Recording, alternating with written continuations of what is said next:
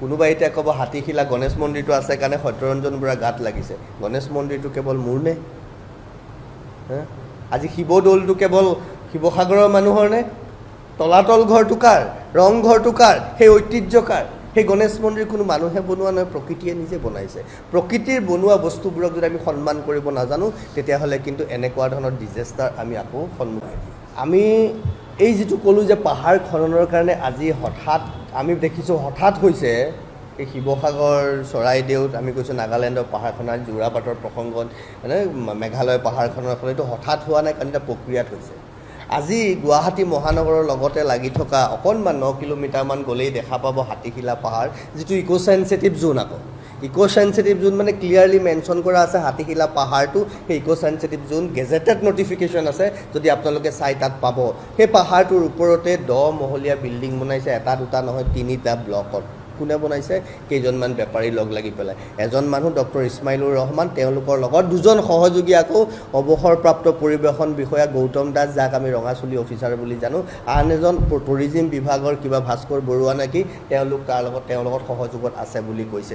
এতিয়া কথা হ'ল আজি আমি হয়তো তাৰ পৰা একো বিৰূপ প্ৰভাৱটো দেখা নাপাম, কিন্তু এই পাহাৰখনত নাগালেণ্ডত 100 বছৰ আগত 50 বছৰ আগত পাহাৰ কাটোতে আমি ভাবিছিলোঁ নেকি আজি শিৱসাগৰৰ এইটো অৱস্থা হ'ব বুলি? কাইলৈ যেতিয়া সেই অৱস্থাটো হ'ব আৰু হোৱাটো প্ৰমাণ আমি পাই গ'লোঁ, যেতিয়া সেইটো ভাঙি পৰিব গোটেইটো, আৰু তলত আছে গণেশ মন্দিৰ। আপুনি মই পাতা গণেশ মন্দিৰ নহয়, প্ৰকৃতিয়ে নিজ হাতে বনোৱা হাতীস্বৰূপ হাতীশিলা। সেইকাৰণে হাতীশিলা নামটো সেই হাতীৰ নিচিনা শিল দুটাৰ কাৰণেই, যাক আমি গণেশ বুলি পূজা কৰিছোঁ, তাক আজি নষ্ট কৰিছে, ভেহুচালি কৰিছে।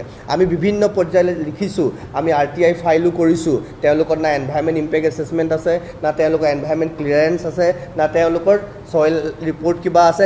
আটাইতকৈ ডাঙৰ কথা হ'ল ইক' চেঞ্চিটিভ জোনত পাব্লিক হিয়াৰিং হ'ব লাগিব। পাব্লিক হিয়াৰিঙৰ হোৱাৰ কোনো নটিফিকেশ্যন নাই, পাব্লিক হিয়াৰিং হোৱাৰ কোনো ডকুমেণ্ট নাই। আৰু ইয়াতে ভিতৰত ইণ্টাৰেষ্টিং কথাটো হ'ল এই পাব্লিক হিয়াৰিঙকো তেওঁলোকে জুমলা বনাই দিয়ে বহু ক্ষেত্ৰত।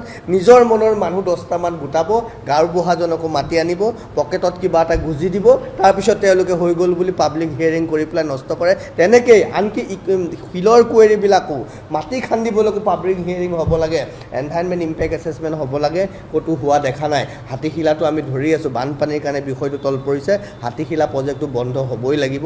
কাৰণ যদি চাওক, ই আজিৰ কাৰণে নহয়, 30 বছৰ পিছত গোটেইটো খহি পৰিব, গোটেই চন্দ্ৰপুৰৰ বৃহৎ এলেকাটো নোহোৱা হৈ যাব। চন্দ্ৰপুৰৰ বৃহৎ এলেকা নোহোৱা হ'লে আমি আজিৰ নিচিনা আকৌ কান্দি থাকিম নেকি? কি হৈ গ'ল, মানুহবিলাক মৰি থাকিল, মানুহবিলাক নোহোৱা হৈ গ'ল। কিন্তু এই প্ৰক্ৰিয়াটো কিন্তু চৰকাৰে এতিয়াই যদি অন্ততঃ পাহাৰক লৈ চাওক, অসমৰ নিজৰ স্বকীয়তা আছে। সেইকাৰণে আহোম স্বৰ্গদেউসকলে ৰংঘৰটো বিল্ডিং নহয় নেকি? তলাতল ঘৰ ইনফ্ৰাষ্ট্ৰাকচাৰ নহয় নেকি? সেই ইনফ্ৰাষ্ট্ৰাকচাৰ বনোৱাৰ লগে লগে তেওঁলোকে শিৱসাগৰ পুখুৰী কিয় খান্দিলে, জয়সাগৰ পুখুৰী কিয় খান্দিলে? সেই পুখুৰীবিলাক খান্দাৰ কাৰণ কি আছিল? প্ৰত্যেক দেৱালয়ৰ সন্মুখত পুখুৰীটোৰ প্ৰয়োজন কি আছিলে? তাৰমানে অসমৰ নিজা এটা ইনফ্ৰাষ্ট্ৰাকচাৰ আছে, প্ৰকৃতিয়ে সেইধৰণে অসমক কৰিছে। এইখন মেক্সিকো বনাবৰ কাৰণে, ইয়াক দেলহি সাজিব নালাগে অসমক, গুৱাহাটীক। ইয়াত কোনো এখন চহৰ হাৰিয়ানাও হ'ব নালাগে, মুম্বাইও হ'ব নালাগে, বেংগলোৰো হ'ব নালাগে, অসমৰ গুৱাহাটী অসমৰ দৰেই হ'ব লাগে। প্ৰকৃতিৰ লগত সহৱস্থান কৰি যিটো ব্যৱস্থা কৰিছে, কাৰণ মৰুভূমি দিয়া নাই নহয়, ইয়াত আমাৰ পাহাৰ দিছে, জান জুৰি দিছে, জলাশয় দিছে। গতিকে ইয়াৰ সেই ধৰণৰ যাতাৰ বিৰূপ হোৱা মানে এই ধৰণৰ প্ৰক্ৰিয়া হ'ব। গতিকে আমি সকলোকে কৈছোঁ, হাতীশিলাৰ প্ৰক্ৰিয়া ইতিমধ্যে বন্ধ কৰাব লাগিব। কেনেকৈ কৰে নাজানো, কিন্তু কৰাবতো লাগিব, আপোনালোকৰ সহায় সহযোগ লাগিব, কাৰণ ইয়াৰ নীতি বহিৰ্ভূতভাৱে হৈছে। নীতিগতভাৱে কওক, চাওক, আমি উন্নয়নৰ বিৰোধী নহয়, কিন্তু উন্নয়নৰ নামত যেতিয়া এই এনেকুৱা প্ৰক্ৰিয়া হ'ব, তাৰপিছত হাহাকাৰ কোনে কৰিব? কান্দিব কোনে? চকু পানী কাৰ ওলাব?